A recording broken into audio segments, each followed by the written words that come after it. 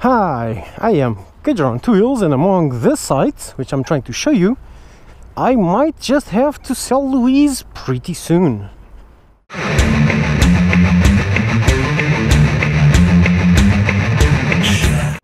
So I'm just walking around with a helmet in my head looking like a complete idiot just to show you this particular site. And why do I have to sell Louise? Well, that's one of the silliness of the Portuguese used market. Look at that! Haha! Awesome sauce! So that's one of the general silliness of the Portuguese market. And that, for some reason, bikes here devalue like a stone in free falling when they reach over 60,000 kilometers. We seem to think that a bike with 40,000 kilometers is mid-aged and a bike with 60,000 kilometers is old. For some reason which I can't really understand. Seriously can't.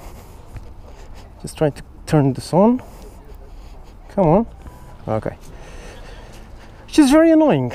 No, and why do I have to sell her? Well, Louise is now 48,000 kilometers old.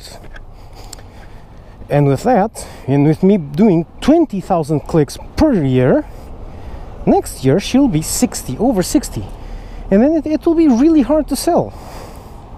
And if I wait for another year, which is when the loan is finished and I'm finished paying her, she will be worth, well, nothing. No one will want to buy a bike with 80,000 kilometers. So might as well just throw her off a cliff or something. And so the general consensus is that I have to sell her quickly before I reach 60,000 kilometers, sooner rather than later. Thing is, what the hell am I going to buy instead? At the rate I ride, I have to change my bike, say, every 2 years, or 3 at most. At 2 years I start thinking of changing, 2.5 I changed for the 50,000 kilometers. Or else I lose a lot of money when the bike suddenly devalues. For example, right now should be worth what? 4,500 euros?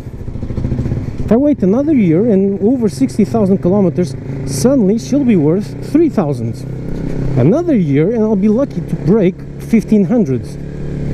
So yeah, that sucks.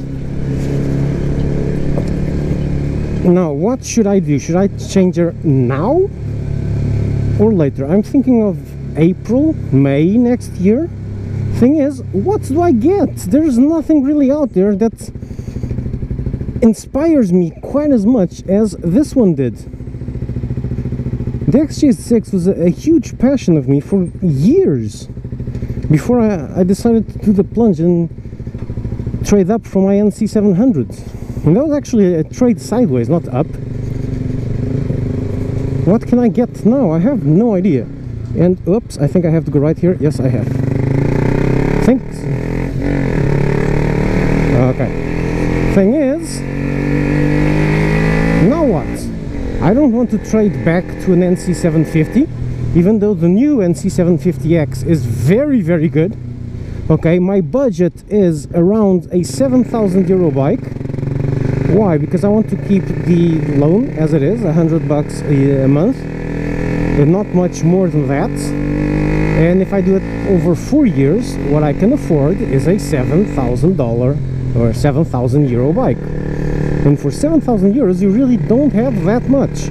You have the NC700X, which will end up costing a bit more, but because I have to get the top case, etc, etc, etc, it will be near nudging 8 or 8.5, but since it uses less fuel, I can live with that.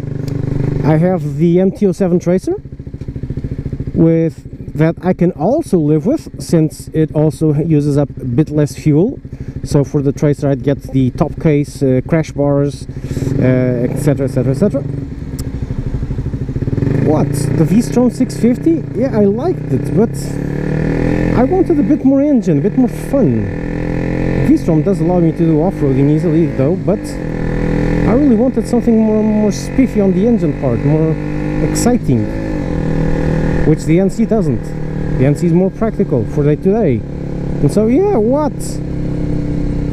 I would really like at this moment, if it were to change, would be a huge upgrade into one of the big adventures, an Africa Twin or a Super Tenere, something like that. But no. So I'm seriously undecided. I think I'll wait until next year, put some more miles on my much beloved XJ6. I wanted to buy another one. Not gonna happen, because they are going to stop selling it in Europe because of the Euro 4 homologation, and it's a bike that doesn't really sell. My strategy to get one of these bikes is going to be to buy a service bike, one of the test ride machines, because those are really a lot less expensive, and they're still brand new, or fairly brand new, and they will still carry the 2-year warranty, so it's nearly all advantages. I don't know. This has seriously wrecked my end of the year, because I have no idea what to do. Actually, I factored this in when I thought of buying the XJ6 instead of the NC700, and on that note, it might have been a mistake, because if I hadn't changed up, my NC700X would have been paid this month. This is the month where it would be completely paid. And on that, it means that I would now have a 3,000 euro machine ready to sell, and then I could get a 8,000 euro machine, new or used or whatever, over 4 years, and it would keep the same 100 euro a month thingy. Oh no, not 3,000, because it would have a ton of miles on it. It would be like 2,500 for a bike with let's say 80,000 kilometers. Yeah, so maybe it wasn't that bad of a deal. Yeah, I'm actually considering doing something weirder, like a renting, so I can just trade out the bike every 1 or 2 years, a renting with a mileage limit. I don't know. I have to seriously consider and think. But there's honestly, I would get a new service XJ6, but no one buys an XJ6 for test rides. No dealer does that. And so no, can't be another XJ6. It would be really silly to just rebuy the same one. But, well, change is good. What would I change it to? Any suggestions for this? A 600 light for this that I'm doing, city riding, twisties riding. You guys know what I like. Do you have any idea? Oh, it needs to be completely bulletproof reliability. I can't have something like a Ducati that starts whenever it wants. It needs to start every day, no hesitations, can't break down ever. Okay, it has to be completely bulletproof, so that restricts us to only Japanese bikes, basically. Yeah, I know the Versys 650, but the Versys, it just didn't click with me. Okay, no, just the Versys 1000. Yes, that one I liked. The 650, just, it's nice, but it just didn't click. You know when you get on a bike and say, yes, this is the bike I want. Didn't happen with that one. Tracer, it did kind of happen, but it's again a change back to the adventure world. The XJ6 happened on the spot immediately. I rode it a bit and I was like, whoa, this is the shit I want. Sorry about the swearing. The Tracer, yeah, kinda. I also liked it quite a lot. Tracer 900, I love that one, but I think it's maybe, but it's too expensive. I can't afford it. Damn it. So what now? Help! The bikes I want, I can't afford, and the ones I can afford, I don't want. But I have to change, or else I'll be stuck with something. Or I could also always stick with the XJ6 until it falls apart.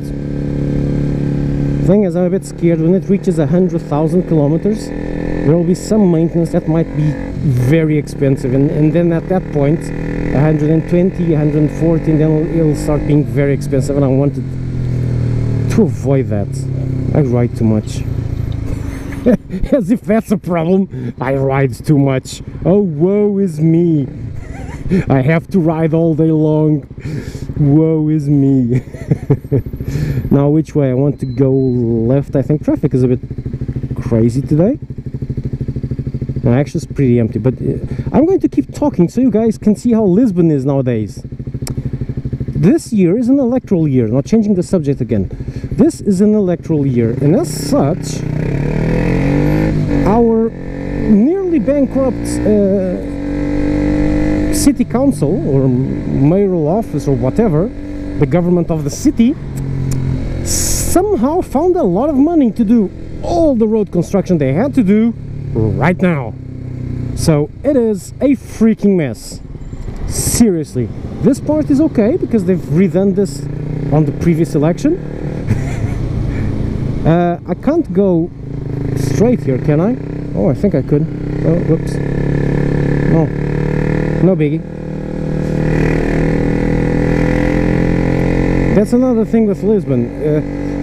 You have a lot of places where you can't turn right or turn left kind of arbitrarily, so you have to pay attention to the signs, and even so you'll get confused. So that's why I didn't go straight, and I could. I thought that was a bus only straight thing.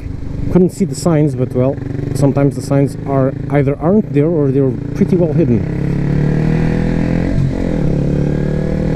Like this bus lane here. This means nothing because I think a bus lane needs to have a vertical sign, not just some writing on the ground. Oh, I have to go left here because we're going up that way. And so where did they decide to make all the road construction? And this is, it would be hilarious if it wasn't so serious. Okay, so we have a main central access to the city, which is this road. That's the Avenue of Liberty that goes down onto the river. That's Marquês de Pombal, where usually big celebrations occur. Usually Benfica championships. And then you have this one, which I forget the name now, that goes up to Saldanha, and then which turns a slight left and goes all the way up to Campo Grande, which is the site of the Sporting stadium. So this crosses Lisbon north to south. And they decided to do all their construction work on this main axis at the same time everywhere. So the only part that hasn't had any construction is this roundabout, which has had its construction on the last election, and the road down, the Avenue of Liberty. And this time, for this election, it's the time of that one. So we're going straight into the middle of that. They're going to be reducing one of the lanes, creating a cycling lane, which is a good idea actually, because cycles were at major danger there. So that's a good idea actually, but the rest of it is just making it prettier for the elections, literally, quite literally. I seriously hope that backfires, because they're really being idiots. Money would have been much better spent in many other places, because the road wasn't bad actually, it was perfectly fine. They're just tearing it all up just to make it prettier. Oh, for fuck's sake, just get a move on.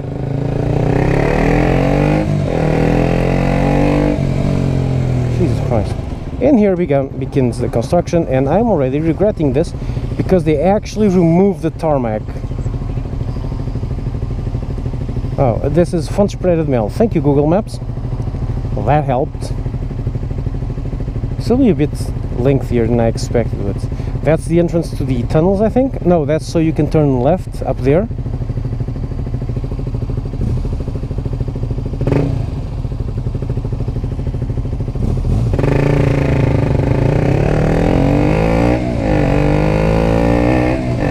See, they removed the tarmac here. So I'll go onto the bus lane. There's no way I'm stepping on that. Well, if I had a big BMW like the one that's tailing me. Foot. Everyone plays the game of stopping and saying, let's see how long I can stay here without putting my feet down. Right, guys?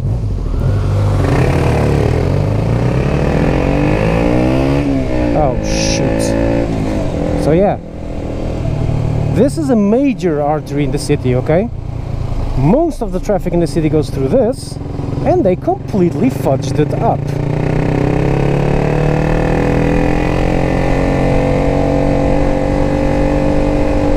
did this to widen the sidewalk and put a cycling lane there.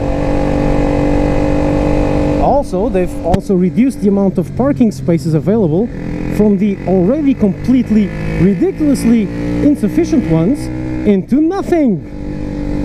So that's just brilliant design. The only part where the tarmac was really bad was here, where we used to have a crater, which would almost send you straight into the subway. But yeah, I want to go straight here, not right and then left. Look at this. And then they cut a road. It's a freaking mess, seriously. It is going along at a pretty high pace, though. I have to give them that, because they have a deadline, which is the elections. By the elections, it has to be all pristine and pretty, so they can say, look at what we've done, it's so pretty, vote for us. Idiots. Seriously. And I don't get how this still works. How people still go for this and vote for the guy that did all of this. They kind of forget. Electors have really short memories. Kind of forget all the mess they did previously. Oh, nice.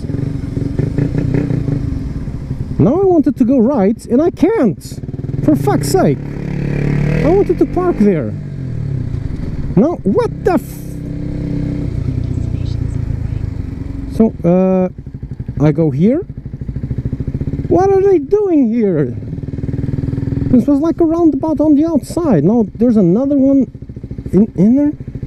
This is just changing for changing. For change's sake, for fuck's sake.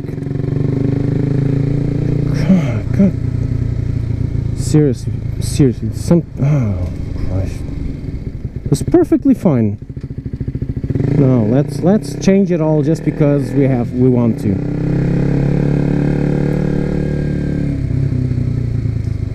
Let's waste taxpayer money just so we can do something to justify votes. Thing is, I don't vote for these guys because I don't live here. That's the silliness of it. Okay, yeah. Rant over.